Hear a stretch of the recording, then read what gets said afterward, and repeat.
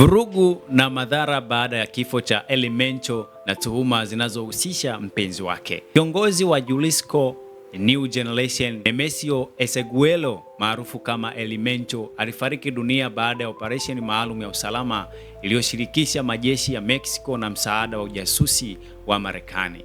Operesheni hiyo ilisababisha vifo vya wanachama kadhaa wa SGNG huku Eli Mencho akijeruhiwa vibaya kabla ya kufariki kwake. Operesheni hii ilikuwa ni sehemu ya juhudi za kimataifa za kupambana na biashara ya dawa za kulevya na uhalifu uliopangwa. Baada ya kifo chake, uvumi ulianza kusambazwa katika mitandao ya kijamii ukimhusisha mpenzi wake Maria Juriska, akidaiwa kuwa ndiye aliyepelekea taarifa zilizompelekea operesheni hiyo. Maria Juriska kupitia wanasheria wake wa Sanus wamekanusha vikali tuhuma hizi na kuzikadiria kuwa ni za uzushi usio na msingi.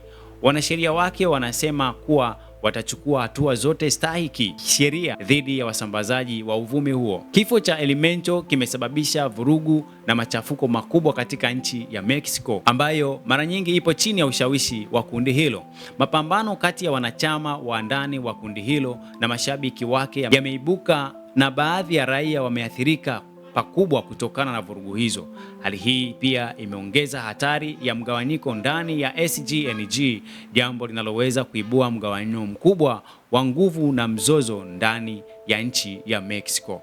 Zaidi ya vurugu, kifo cha Eli Mencho kimeleta madhara makubwa kwa usalama wa taifa la Mexico na waathirika wakubwa wa dawa za kulevya. Serikali ya Mexico imeendelea kutoa taarifa za dharura kudhibiti machafuko na kuimarisha ulinzi na kuendeleza ufuatiliaji wa kinidhamu na mashabiki ama kundi la SGNG. Pia watekelezaji wa sheria ya kimataifa wameendeleza kufuatilia mtandao huo wa SGNG kama moja ya hatari kubwa ya uhalifu, huku wakichunguza jinsi kifo cha kiongozi wao kimeathiri mtiririko wa biashara katika nchi hiyo. Baada ya kifo chake, wafuasi wake waliingia mtaani na kufanya vurugu huku wakichoma baadhi ya sheli, magari na kuharibu miundombinu mingi ya kijamii katika nchi hiyo ya Mexico.